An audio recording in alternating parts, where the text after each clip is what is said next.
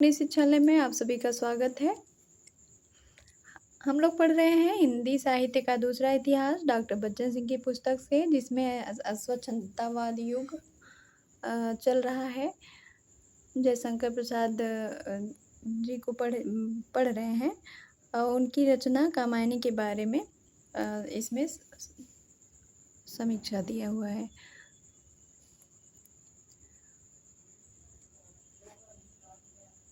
कामायनी की अर्थ संरचना थोड़ी जटिल है। वह एक साथ अर्थ के कई स्तरों पर संचरण करती है। कविता में स्थान स्थान पर अर्थ की परतें मिलती हैं, पर इसकी बुनावट के मूल में ही अनेक अर्थ सरणियों के गुंफन का विधान है। इसलिए इसमें घटनाओं का प्रवाह अत्यंत क्षीण है। आदि से अंत तक एक तान अंतर योजना का अभाव है। यह इसकी विशेषता भी है और बाधा भी। इतिहास की दृष्टि से इसकी कथा अत्यंत संक्षिप्त है। महाप्रलय के बाद दैव संस्कृति के नष्ट हो जाने पर उसके अवशेष के रूप में मनु बचे रहते हैं। घूमते फिरते उनकी भेंट काम कन्या श्रद्धा से होती है। श्रद्धा उन पर प्रेम, दया, माया, ममता आदि का मानवीय संस्कार डालती है। मनुष्य को सब बनाने का काम स्त्री ही करती हैं, ऐसा जयशंकर प्रसाद जी ने माना है, कहा है। किंतु श्रद्धा के गर्भ शिशु से मनु की ईर्ष्या होती है। वे उसे छोड़कर शाश्वत प्रदेश चले जाते हैं। वहाँ पर ईड़ा दिखाई पड़ती है। ईड़ा के सहयोग से वे उस प्रदेश को ज्ञान विज्ञान के सहारे शाश्वत प्रदेश चले जाते हैं और वहाँ ईड़ा दिखाई पड़ती है। ईड़ा के सहयोग से वे उत्तर प्रदेश को ज्ञान विज्ञान के सहारे भौतिक सुख समृद्धि से भर देते हैं। वे ईड़ा से बलात्कार करना चाहते हैं। प्रजा क्रुद्ध और दैव विक्षुब्ध हो उठता है। युद्ध होता है और मन मूर्छित हो जाते हैं। मनु को खोजते हुए श्रद्धा वहाँ पहुँचती है। ईड़ा को दो चार खरी खोटी सुनाकर वह अपने पुत्र मानव को उसे सौंप देती है। फिर मनु को लेकर वह हिमालय के उस अंचल में पहुँचती हैं जहाँ नटराज नृत्य कर रहे थे। जड़ चेतन समरस थे। बाद में शाश्वत प्रदेश भी वहाँ शाश्वत प्रदेश के नागरिक धर्म प्रतिनिधि विषव पर सोमलता लादे तीर्थ यात्रा को निकल पड़ते हैं। वे भी वहीं पहुँचते हैं जहाँ श्रद्धा और मनु आनंदोमग्न थे। जिस अंतर योजना के त्रुटिपूर्ण होने की शिकायत शुक्ल जी ने की है वह सही है। माना कि छायावादी काव्य में बिखराव होता है, किंतु अंततः उसकी भी एक अन्विति होती है। अर्थ संरचना के तीनों स्तर इतिहास, मनोवैज्ञानिक और दर्शन एक बिंदु पर एकत्र नहीं होते।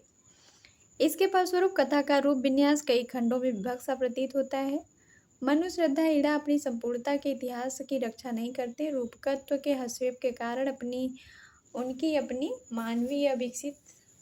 मानवीयता अविकसित रह जाती है। कहा जा सकता है कि उसमें मानव चरित्र खंडित तथा रूपकत्व अखंडित है।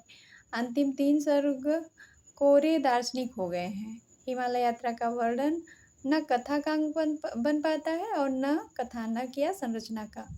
अपनी संरचनात्मक त्रुटियों के बावजूद कामायनी का काव्य वैभव अप्रतिम है। वह युग को पूरी तरह आकलित करता है, अतः वह आधुनिक काव्य है। इसमें अपने समय का दार्शनिक चिंतन और भौतिक समस्याओं को इस तरह से लिया गया है कि मूलतः यह कर्मराग का काव्य बन गया है। इसमें विकासवाद, बुद्धिवाद और उदारतावाद और भौतिकवाद का यथोचित समावेश है। शुक्ल जी ने लिखा है, वर्गहीन समाज की साम्यवादी पुकार की भी दबी सी अनगूंज सुनाई पड़ती है। प्रसाद ने भक्त कवियों को अनात्मवादी और यति मार्गी बताया है।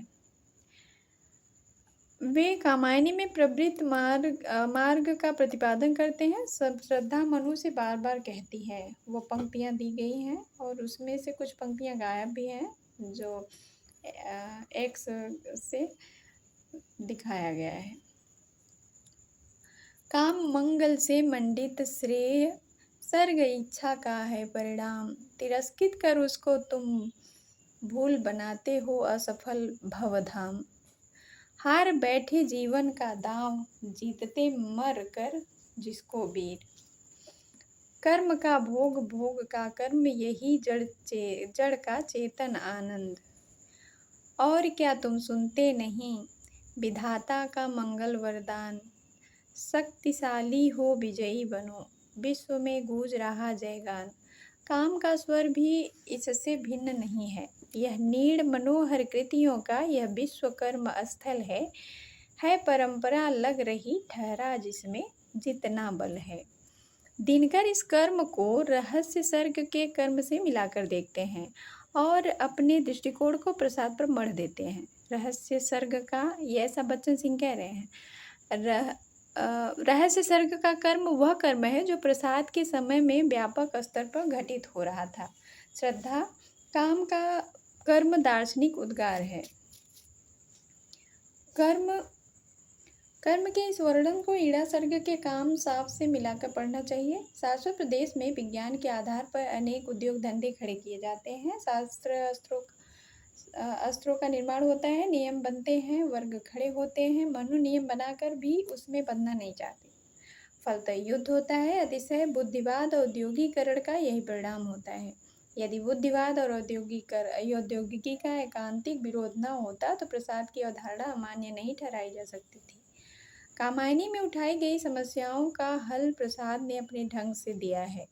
वह शुद्ध मानववादी हल है, संभवतः आज के संदर्भ में सर्वाधिक प्रासंगिक। मुक्तिबोध ने मार्क्सवादी सिद्धांतों का अति सरलीकरण करते हुए उसे कामायनी पर थोप कर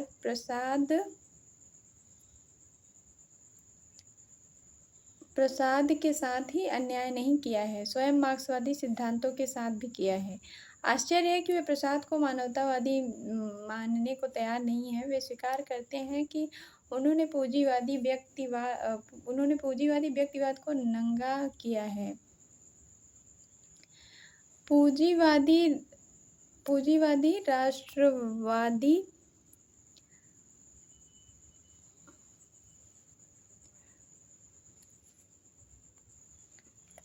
राष्ट्रवाद पर भी आक्रमण किया है। उनके सामने प्रथम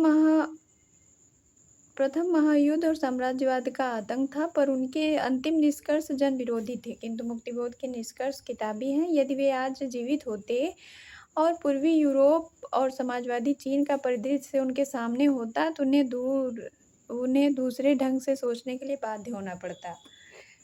ठहरा जिसमें जितना बल है को वे योग्यता की विजय मान बैठते हैं और इसमें वर्ग संघर्ष का विरोध देखने लगते हैं।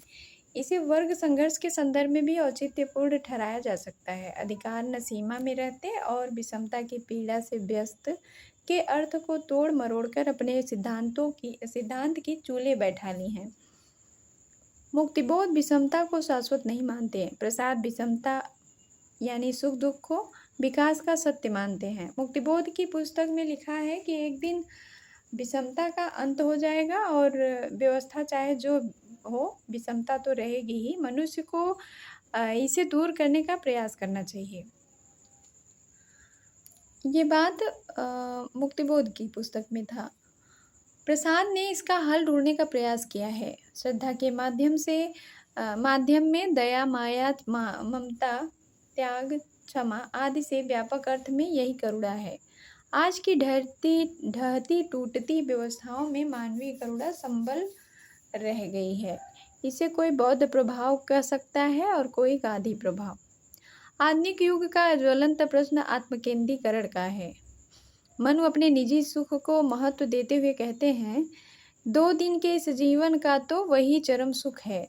श्रद्धा कहती है कि जिसमें सब कुछ लेना ही हो उसमें केवल मानवता का सब होता है। छायावादी कवि इसलिए आत्मविस्तार पर बल देते हैं। इतनी अधिक आधुनिक समस्याओं को उठाते हुए भी आश्चर्य है कि कामायनी में प्रसाद का नारी संबंधी दृष्टिकोण अनाधुनिक हो गया है। श्रद्धा का अपरा रूप दुर्बल उत्सर्ग में आंसू के भीगे आंचल पर मन का सब कुछ रखने वाला है। शरीर यष्टि की सुंदरता और कोमलता के कारण उसमें पराजय का भाव भी है। वह प्रेम के सपने का मधु पीकर जागना नहीं चाहती। ठीक इसके विपरीत पराशक्ति रूपा श्रद्धा भी है जो बुद्धिगम्य नहीं है। ईड़ा को प्रसाद ने स्वतंत्र व्यक्तित्व देकर फिर उसे छीन लिया है। दिनकर के शब्दों में, श्रद्धा औरतानी औरत के समीप है लेकिन ईड़ा नहीं। जैसा पहले कहा जा चुका है, कामायनी के काव्य सौंदर्य की श्रेष्ठता के बारे में किसी को संदेह नहीं है, लेकिन यह सौंदर्य केवल बिंब विधान में नहीं बल्कि उस समूचे सांस्कृतिक सामाजिक परिवेश से जुड़कर ही वह प्रभावशाली बन पाता है। चाहे प्रकृति चित्र हो या मानवीय सौंदर्य वर्णन, सभी कहीं न कहीं मूल्यों से जुड़े हुए हैं। उनके मूल्यों से सहमत होना दूसरी बात है, पर आधुनिक जीवन के मानवीय संकटों के प्रति वे पूरे सचेत हैं। अतः उनके काव्य सौंदर्य को मूल्य से अलग करके नहीं देखा जा सकता। प्रायः कहा जाता है कि उनकी भाषा कमजोर और काव्य सौंदर्य अप्रतिम। यह कथन अपने आप में अंतर्विरोधपूर्ण है। काव्य सौंदर्य भाषा में ही है, उसके कमजोर होने पर सौंदर्य चित्रण भी कमजोर हो जाएगा। दिनकर ने भाषा दोष के जो उदाहरण दिए हैं उनमें तो अधिकांश सही नहीं है। भाषा के अपने अंतराल और मुक्ताएं अर्थात साइलेंसेज होती हैं। इनके प्रतीक सजग न होने पर द्वितीयुगीन संवेदना के साहित्यकार को कहीं वाक्यगत और कहीं अर्थगत दोष दिखाई पड़ सकते हैं। यूं सर्वथा निर्दोष न काव्य हो सकता है न व्यक्ति। प्रसाद का कवि कर्म आंतर हेतु की ओर अग्रसर होता है, क्योंकि वे मूलतः सूक्ष्म अनुभूतियों के कवि हैं। उसकी अभिव्यक्ति के लिए वे रूप, रस, स्पर्श, शब्द और गंध को पकड़ते हैं। कहीं एक की प्रमुखता है तो कहीं सभी का रासायनिक घोल। केवल बिंब अनुसंधान से उनके काव्य को आस्वादित नहीं किया जा सकता। इसमें संदेह नहीं कि वह उनकी एक प्रमुख काव्य संपत्ति, जिसको प्रॉपर्टी के भी कहते हैं, किंतु वे अनेक विधियों से संवेगों को आहूत करते हैं। इसके लिए उन बीज शब्दों को खोजना चाहिए जो अर्थ अनुसंगों की सृष्टि करते हैं। चिंता सर्ग में प्रलय का चित्रण लें। वास्तव में सारा वर्णन तांडव नृत्य के चतुर्दिक घूमता है। पंचभूत का वह तांडवमय नृत्य हो रहा था कब का। इस वर्णन में तांडव की पूरी उग्रता, अबाध गत्यात्मकता, अंग निक्षेप की तीव्रता, विक्षोभ की भयंकरता को मूर्तित और प्रत्यक्षीकृत किया गया है। इस नृत्य में पंचभूत का भैरव मिश्रण है, जिसे पूरी प्रलय की पदावली में व्यक्त किया गया है। केंद्रीय अनुभव भीषण रव है, इससे दिगंत बधिर हो गए हैं, धरती धसक रही है और दिग्धाओं से धूम उठ रहे हैं। सिंधु क्रुद्ध है, वाडव ज्वालाएं खंड खंड हो रही हैं, करका क्रंदन करती है। इसका पूर्वाभास आंसू में मिल जाता है। झंझा झकोर गर्जन है, बिजली है नीरद माला। यह प्रलय चित्रण केवल बाह्य नहीं है, आभ्यंतरिक भी है। सारी कामायनी पर प्रलय की गहनतम छाया है। इसका समापन अंत में नर्तित नटेश में होता है। श्रद्धा के सौंदर्य का बीज शब्द है। श्रद्धा के सौंदर्य का बीज शब्द है नयन का इंद्रजाल अभिराम, यानी नयनोत्सव। फिर दूर तक प्रसारित बिंबावली, कुसुम वैभव में लता समान, सौरभ युक्त मधु पवन क्रीडित शिशुशाल, रक्त किसलय पर विश्राम करती हुई अरुण की एक अम्लान किरण। अंततः नयनोत्सव का चरमोत्कर्ष। कुसुम कानन अंचल में मंद पवन प्रेरित सौरभ साकार, रचित परिमाणु पराग शरीर खड़ा हो ले मधु का आधार। इनमें से अधिकांश चाक्षुष बिंब हैं जो कुतूहल, विस्मय, वैचित्र से पूर्ण हैं। कुछ विशेषणों द्वारा समग्र सौंदर्य को इस तरह सजीव बना दिया गया है कि आंखों का उत्सव बन जाता है। कवि श्रद्धा के सौंदर्य में इतना अभिभूत है कि रह रहकर उसका नया नया रंग रूप उरेहता रहता है। छड़े छड़े यन्नवतामुपैति तदैव रूपम। रंगों ने जिससे खेला हो, ऐसे फूलों की वह डाली। बीच में लाइनें गायब हैं। सोने की सिकता में कालिंदी बहती भर उसास, स्वर्गंगा में इंदिवर की एक पंक्ति कर रही हास।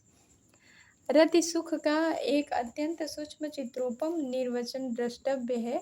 दो काठों की संधि बीच उस निभृत गुफा में अपने अग्निशिखा बुझ गई, जागने पर जैसे सुख सपने। एक दार्शनिक संकेत के कारण इस बिंब की अर्थवत्ता में एक चमक आ जाती है। रहस्य के कारण कामायनी के काव्य सौंदर्य में विस्तार भी आता है और समृद्धि भी। यह रहस्य तांत्रिकों के साधनात्मक रहस्य और संत कवियों के ज्ञानात्मक रहस्य से भिन्न है। इसे कल्पनात्मक सृजनात्मक रहस्य कहा जा सकता है, जो अपनी जिज्ञासा, विस्मय और प्रश्न आकुलता के कारण विराटता में घुल मिल जाता है। अंतिम सर्गों में अध्यात्म का संक्रमण उनकी काव्यात्मकता को छीड़ कर देता है। जो भी हो, इसमें आधुनिक समस्याओं की व्याकुलता और आलोक बिखेरती बिंबावलियों से समृद्ध यह अकेला काव्य है। यह अपने आप में चिति का विराट वपुमंगल है। धन्यवाद।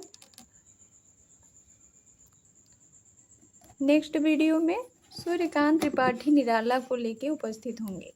धन्यवाद।